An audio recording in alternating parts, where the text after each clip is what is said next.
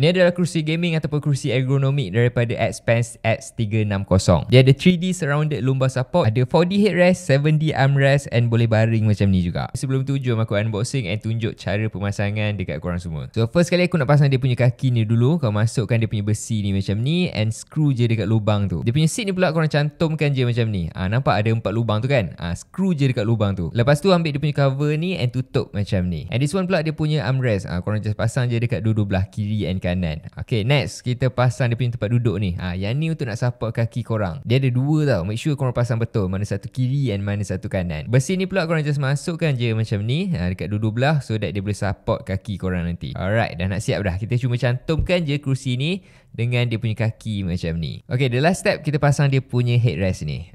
Headrest ni dia boleh naikkan macam ni. Lepas tu kalau korang tekan dekat sini dia boleh adjust macam ni. And yang ni pun dia boleh adjust juga macam ni. Dia punya lumbar support ni kan dia auto adjust tau. Kalau aku sandar kat belakang dia akan automatically turun. Nampak tu? Yang ni yang paling aku suka. Dia boleh masukkan macam ni. Dia rasa macam ada orang peluk korang.